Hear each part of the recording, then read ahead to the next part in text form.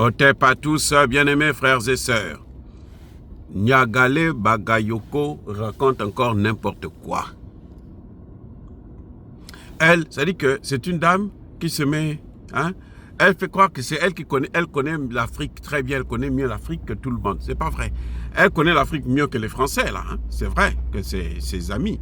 Mais elle ne connaît pas l'Afrique comme nous la connaissons. Elle dit que les Russes sont au Centrafrique depuis 2017. Elle est folle ou quoi? C'est pas parce que c'est la Russie, plutôt la France qui gouvernait, qui était propriétaire de la Russie, du Centrafrique, que le Centrafrique n'a jamais eu de relation avec la Russie. C'est faux, archi faux. Archi faux. Allez-y au Centrafrique, vous allez trouver des jeunes Centrafricains, qui ont étudié en Russie. Dites-moi, mais quel est le pays qui accorde plus de bourses au monde? Question, quel est le pays qui accorde plus de bourses au monde, notamment aux Africains? Quel est ce pays-là? Mais c'est la Russie. C'est pas la France, c'est pas les États-Unis, c'est pas la Chine. C'est la Russie qui a formé le plus de cadres en Afrique que n'importe quel autre pays dans ce monde-là. La Russie que vous voyez là. Parce que c'était un deal avec l'UNESCO qu'il fallait former les Africains.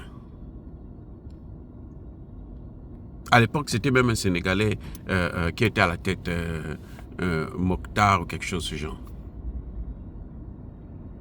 Mais, écoutez, quand ce deal-là est arrivé, il faut former.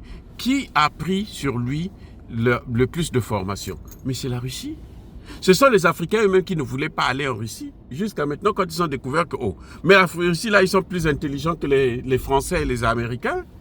Les Russes connaissent mieux. Regardez comment ils ont fait avec le changement de technologie. Là, sous nos yeux, ils sont en train de se développer là. En moins de 20 ans, la Russie est passée de sanctions à retour à l'envoyeur. Donc, Nyagale Bakayoko ne peut pas nous dire que non. La Russie et la Centrafrique, c'est en 2017, quand Emmanuel Macron a lui-même envoyé l'autre, comment vous l'appelez, Touadéra en Russie. C'est parce que Emmanuel Macron croyait que la Russie va le rejeter. En fait, c'est ça. Emmanuel Macron n'avait pas fait ça parce qu'il pensait que ça allait changer le cours de l'histoire du Centrafrique. Non.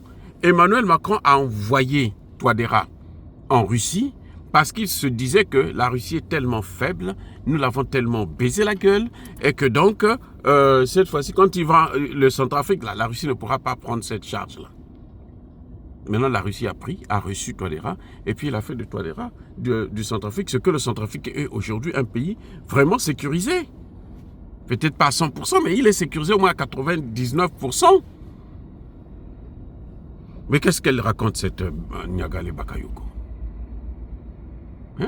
C'est que elle dit quelques petites choses un peu vraies, que ce n'est pas à cause de la Russie que si le départ, la Russie part, donc les Français vont revenir. Non, ça au moins elle a raison. Mais il y a d'autres imbécilités qu'elle raconte. Elle vous fait croire que les Russes sont en train de mourir très nombreux au Mali. Donc les Russes sont en train de réfléchir comment il faut faire pour quitter le Mali. Mais c'est mal connaître les Russes. Cette dame-là, elle a fait sa science politique là où? Moi, j'aimerais bien savoir où est-ce qu'elle a fait sa science. Vous voyez comment eux, ils font des gens qui ne valent rien, des minables. Elle est docteur en sciences politiques. Mais moi, je ne peux pas me comparer à cette femme-là. Parce qu'elle est docteur en sciences politiques, elle n'a rien apporté dans la politique. La seule chose qu'elle apporte, c'est les mensonges qu'elle est en train de divulguer là. Quand on veut, comme elle doit être métisse, quand on veut noyer l'Afrique, ben on l'appelle pour venir faire son petit cinéma. Les Russes ne meurent pas plus au Mali qu'en Ukraine. Les Russes ne sont pas plus morts au Mali qu'en Tchétchénie.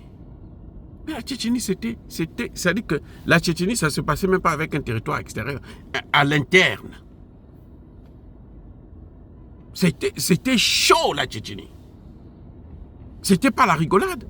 Et ils étaient soutenus par toutes ces puissances occidentales là déjà. Non, la Russie sait que si le Mali échoue, mais c'est la Russie qui a échoué. Vous voyez comment on l'accuse en Syrie? Alors que ce n'est pas de sa faute, ce sont les militaires, les Syriens eux-mêmes. La Russie ne peut pas venir faire les choses à notre place. C'est à nous de faire. Mais nous, on demande seulement le soutien de la Russie, par exemple dans le domaine du renseignement. Et puis dans le domaine du renseignement, il faut former. Et ce qu'ils sont en train de faire avec le Niger, avec le Burkina, le Mali. Comment ils arrivent à savoir que bon, les terroristes sont... Vous n'avez pas vu que Tchani, je vous ai dit la dernière fois, il a une caméra à l'Élysée. Tout ce que Macron fait là, même quand il est avec Brigitte là, dans son lit là, Tchani, il voit ça. Tchani voit ça. Enfin, c'est une façon de parler. Mais je veux dire que on voit très bien le changement dans la politique ou la gestion de l'information, du renseignement au sein de l'AES. Ça, c'est l'œuvre de qui? Mais des Russes. Avec les Français, il n'y avait pas ça. D'ailleurs, les Français eux-mêmes, ils étaient informés par l'Amérique. Ils n'étaient pas informés par eux-mêmes, non. Ce sont les Américains qui donnaient le renseignement aux Français.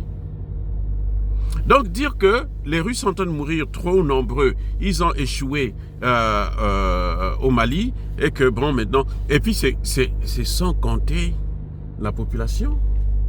La force, je vous ai toujours dit ça, la force du Mali, du Burkina, du Niger, de ces trois présidents-là, leur force, c'est cette population. C'est pour ça que vous voyez que eux, leur premier target, comme on dit en anglais, leur premier objectif, leur première cible, c'est la population. Séparer la population et puis le gouvernement. Parce qu'ils ont échoué de séparer. À l'intérieur du gouvernement, ils ont réussi un peu au Mali. Hein, parce qu'ils bon, ils ont enlevé Choguel. Mais au Niger et au Burkina, ils n'ont pas réussi. Ils n'ont pas réussi, ils ont échoué. Et le Mali est condamné à rester dans l'AES, sinon on va le broyer. Le Mali, là, si Tchani commet, plutôt Assimi Goïta commet l'erreur de vouloir boycotter l'AES pour revenir vers la CEDEAO, vous allez voir, d'abord, ce sont ces populations qui vont l'enlever. S'il y a quelqu'un qui prend le pouvoir là-bas aujourd'hui, fait un coup d'État à Tchani, il ne pourra pas tenir parce qu'il y a la population. Non, soyons sérieux. Cette Niagale Bakayoko là, elle raconte n'importe quoi. C'est comme si c'est une poupée, on a mis une batterie, et puis bon, quand on tourne off, on, off, et puis elle raconte des bits n'importe quoi. Les Russes ne sont pas fâchés, ne sont pas déçus, ne sont pas massacrés au Mali. Au contraire, il y a eu un acte où les Russes ont perdu beaucoup de gens, c'est à Tinzaouaten. Mais qu'est-ce qui s'est passé après? Est-ce que les terroristes là ont pu prendre Tinzaouaten? Ils n'ont pas récupéré Tinzaouaten. Tinzaouaten est sous contrôle de l'armée. Voilà. Ils font des incursions parce que malheureusement l'Algérie est complice. L'Algérie soutient, elle laisse passer ces gens-là. Mais sinon, Tinzaouaten n'est pas du tout sous contrôle Ils viennent, ils font des incursions, ils viennent de l'Algérie, ils viennent de la Mauritanie, et puis c'est tout. Mais ça ne veut pas dire qu'ils ont le contrôle d'une partie du territoire malien. Non, c'est pas possible. Voilà. Donc cette dame-là, elle raconte, il ne faut pas l'écouter. C'est une bébête, une poupée Barbie, qu'on est là, on la manipule là, et puis elle sort n'importe quoi. Mais elle ne vaut absolument rien du tout. Soyez bénis, abondamment bénis par le Dieu de Kémite et par nos ancêtres évangélisés. Mais que tous ceux qui persécutent le continent africain, le pillent et le déstabilisent, qu'ils soient noirs, blancs, chinois, arabes, juifs, indiens, qui qu'ils soient punis, maudits, foudroyés, neutralisés, écrasés, effacés par le Dieu de Kémite et par nos ancêtres évangélisés. Vive l'Afrique éternelle, j'ai dit et j'assume.